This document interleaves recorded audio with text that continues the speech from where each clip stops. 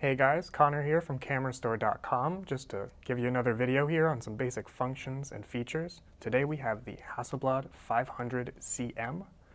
The 500cm is the follow-up to the Hasselblad 500C, which was released in 1957. The M basically added interchangeable focusing screens. This is a 120 SLR that takes 6x6 images on 120 film. So it's a modular SLR as well, so it has interchangeable lenses, prisms, winders, and film backs, as well as other accessories. So let's start right here at the front. This is the lens, the standard 80mm f2.8 planar lens made by Carl Zeiss. On the lens here we have all of the controls for shutter speed and aperture. So here's the shutter speed ring. It goes from 1/500th all the way down to 1 second, and then bulb mode. And then the aperture ring here, you have to press this button here to turn that. And it goes from 2.8 here all the way to 22. Then further in we have the focusing ring here. And you can see that quite a long focal throw for extra precision. It goes down to 0.9 meters here. We'll go all the way back out to infinity. So here on the side of the lens we have a PC sync port. One of the great things about Hasselblad leaf shutter lenses is that you can sync the flash at any speed. So if you're using this camera in a studio or just using a flash in general, it's a very versatile camera system. Here we have the depth of field preview. So if you hit that while the aperture is stopped down, the lens will stop down. And you can release it just like that. Press that in, and then it'll release. Now looking at the top of the camera, we have the waist level finder here. This is interchangeable, but this is the old style waist level finder. So you open it just by pressing this to the right here, and it'll spring open. And then to close it, you're going to have to do 1, 2, 3, 4. It'll click back into place. Onto the side of the camera here, we have the winding knob, and this is again interchangeable as well. So you can just pop that off and interchange that with a whole bunch of different kinds of winders to suit your needs. Back to the side of the camera, we have the mirror lockup here. You press that and fire the shutter, the mirror will lock up. This is the strap lug, so this is how the Hasselblad straps attach. They have their own proprietary lug. And then moving on to the film back here, this is the film back advance lever. You're going to have to wind once you load film until this 1 shows up here, and then the back will be ready to use. We'll flip the camera over here. This, with the Hasselblad 500cm model number, is actually an accessory mount as well, so you can see the little ridges here. Hasselblad made a range of accessories that slide on here, from bubble levels and other things. Here's another strap lug here. The dark slide is right here, so that protects the film when the film back is not attached to the body. And you can remove that when you're ready to shoot. And here we have the film back lock, as well as this, which is a cool little indicator here of how much film has been shot already. So it's all red now, which means that the film is done. There's no film in the back now, but when you load a fresh roll, that will be all white, and as you shoot it, the red will slowly work its way down until it's all red, and then you're ready to unload the back.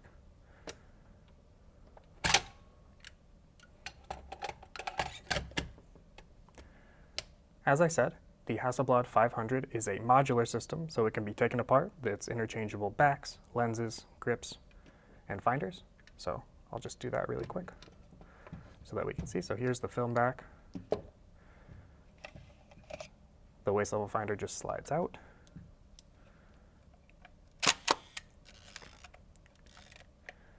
And to get the lens off, you actually have to have the camera wound. So fired, wound. Here's the lens release here. Press that, lens comes off. So there you go. Now we have all the pieces taken apart.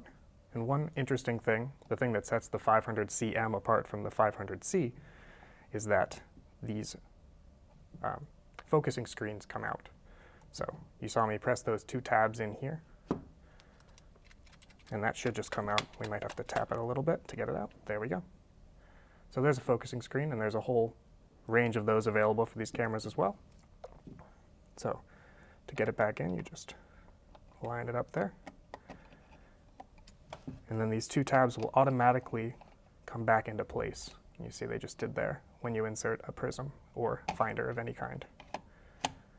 So there you go. And then attaching the back, you're going to see there's two small hooks here. They line up with two holes on the back of the film back. Put those in. Make sure that the dark slide isn't in the way. Bring it up. Now that's locked back on. And just like with attaching the lens, to reattach the lens, the camera has to be wound, so the mirror will be down. Then you're just going to line up this orange here on the lens with this red dot here. Attach that, and it clicks into place. There you go. Your Hasselblad's all put together, ready to fire. But to actually shoot, you're going to have to take out the dark slide. So just take this metal pin, pull that. Be careful because this is quite thin metal, and it does have to go in and out. So just be careful with that. Now the shutter is right here on the front of the camera. So you can see, as I wind the camera here, the shutter opens, and that allows us to see through the waist level finder. And you can see it comes into focus. The Hasselblad doesn't come with a split prism. There are, again, interchangeable focusing screens here, so you can get various kinds of focusing systems in here, but this basic one is just what is in focus is in focus. So you can see as I get to that close focus distance, the logo on the television in front of me is in focus. And then when I fire the shutter, it goes away and only comes back once it's wound. And yeah, one more thing, if you're looking for precise focus with a waist level finder like this, you just press the same lock again and your focus magnifier will pop up just like that. And that'll give you a little bit of extra precision for when you're dialing in critical focus. Then you just pop that down and then you have the whole scene to compose. Close that up. So taking a look now at the bottom of the camera, we have two different sizes of tripod screw here, as well as Hasselblad's own Arca Swiss style tripod mount. They have a series of accessories, just like with everything else, that work with this style of mount and allow you to secure your Hasselblad in a million different ways. So let's take a look now at the film back. This is a pretty standard A12 film back, so I'll actually move the camera out of the way. And we'll just take a look at this. So it has a memo holder here for the side of the 120 film box. You just pop that in. It also has an ISO indicator that you can rotate to remind you what speed film you're using. So ASA, ISO, same thing. To open this up, we're going to take this lock, unfurl it, twist it, and pull. So there's the inside of the back, and you're going to take see these pop up, take the spool, move it around, take the film, load it around here, onto the spool, put it back, lock it, and then you're going to take this lever here, spin that until this window shows you 1, and it's not going to do it because I don't have film, but when you do have film, that's what will happen. And then you're ready to load that back onto the camera. So you take that. Again, those two holes line up with these two things. And then there you go. Locked back on the camera, ready to shoot. And it won't fire now because of the dark slide. Pop that out. There you go. One more thing about the front of the lenses, the Hasselblad V series just in general, the lenses use bayonet mounts for accessories rather than filter threads. So they take proprietary accessories, so something like a lens hood doesn't just screw in, it twists in like that and then locks. So lens hoods, filters, stuff like that will either attach to this inside or outside bayonet. So it's just something to be aware of because different lenses will have different size bayonets and you need the accessories to fit. Just like with filter thread lenses, you just need to be aware of the size that your lens takes. So just to show off the mirror lock up function, so I wind the camera there, and then on the side here, there's this small lever. You press that, the mirror will shoot up, but the shutter won't fire. It's hard to see in there, there we go. And then when I press the shutter fires. So if you're looking for low camera shake, very long exposures, that's a useful tool.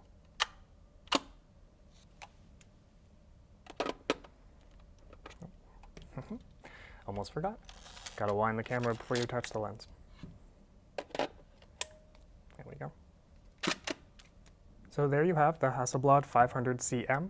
It's a very high-end camera with a lot of customization, and it can be quite intimidating to newcomers, but when you get down to it, it's just a few strange things that you gotta know, but otherwise it's a quite simple camera that can handle pretty much any kind of photography that you throw at it. So thanks for watching. Let us know below what camera you'd like to see next. And otherwise, see you next time.